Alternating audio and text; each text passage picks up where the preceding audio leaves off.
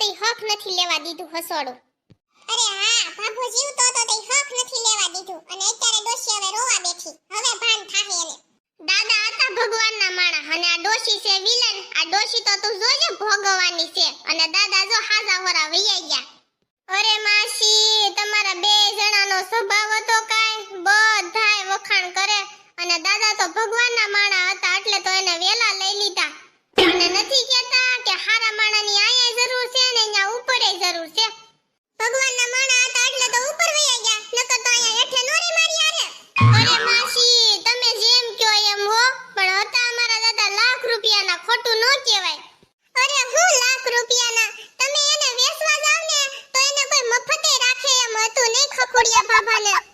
અરે માસી, ગામમાં દાદાનું માન કેટલું હતું અને અત્યારે આખું ગામ રોવે છે કે કેવા હારા દાદા વૈયા ગયા.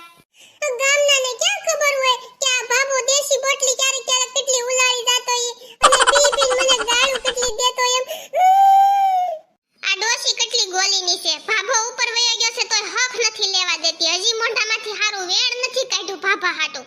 ઈ તો હવે હોના હાથમાં જાહે ને તઈ ડોશી હથરી પડશે, ત્યાં સુધી નહીં પડે.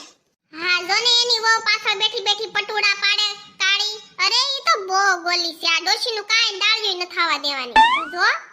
અરે માસી, તમે એવું કેમ બોલો છો? પણ દાદાજી હતા બહુ ભલા માણા હો. હા, એટલે એવું લાગે છે કે તમારું કોઈનું ભૂસ નહીં માર્યું હોય દાદાએ, એટલે તમને બધાયને તમારા દાદા બહુ હારા લાગે છે. અરે કાંતુમાં, પણ ઈ તો કયો દાદાને થયું હું? અરે તમારા દાદાને કાંઈ નથી થયું, ઈ તો મરી ગયા. અરે કાંતુમાં, પણ અમે તો એમ કેવી સેવી કે દાદા કઈ બીમાર રહેતા હતા. અરે તમારા દાદાને બીમારી તો કાંઈ નથી, પણ તમારા દાદા બીમારી વાહે પડી ગયા હતા. અરે પણ મેં તો કાલ સવારે જ ભણ્યા હતા. હજી ઈ તો લાકડી લઈને દોડ્યા જ જતા હતા. ક્યાં જતા હોય રામ જાણે. હવે બાબુ ક્યાં હસોડો હાલી શકતો તો? ઘરની બહાર હસોડો નતો નીકળતો, કેટલી ગાળું દઉં તો ઘરમાં ને ઘરમાં બાયુન જેમ પડ્યો રહેતો. એમ તો હાંજે ઈ તાળી તાળી ઉધરો ખાતા હતા હો. હા, ઈ ઉધરો એની છેલ્લી ઉધરો જ હતી. તો દાદા ઉધરો ખાતા ખાતા વૈયા ગયા એમ ને? ના ના, ઉધરો ખાતા પહેલા તો એ 2 કિલો મનસરિયા ઉલાળી ગયા હતા. હે, 2 કિલો મનસુરિયમ ખાઈ ગયા? તો ઈ મનસુરિયમના દડા જ ગળવામાં હલવાઈ ગયા હશે દાદાને, એટલે જ નળિયું બ્લોક થઈ ગઈ હશે. ના ના, આની પહેલા હુમલો આવ્યો ને ત્યારે તો એને 5 ઇંચની નળી મૂકેલી છે શરીરમાં, તો આવા નાના એવા દડા થોડા હલવાય ઈ નળીમાં.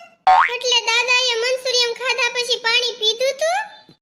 હાથમાં છે વિસ્કી ને આંખોમાં પાણી, બેવફાડો તારી બહુ મહેરબાની. એટલે દાદાજી દારૂ પી ગયા તા એમ ને છેલ્લે છેલ્લે? ઓલી સુસ્લી હો એટલા બધા માથા પસાડે છે પાછળ બેઠી બેઠી ક્યારની. એટલું તો આ ડોશીને કઈ દુખ નથી થાતું. ક્યારના ડોશી નાખમાં જળજળિયા ભર્યા છે પણ એક ટીપું હેઠું નથી પડ્યું હસોડું. અરે માય ગઈ ડોશી ને માય ગયો ભાભો, હાલ હવે આપણે સીતારામ કરીને ઘર ભેગા થાવી.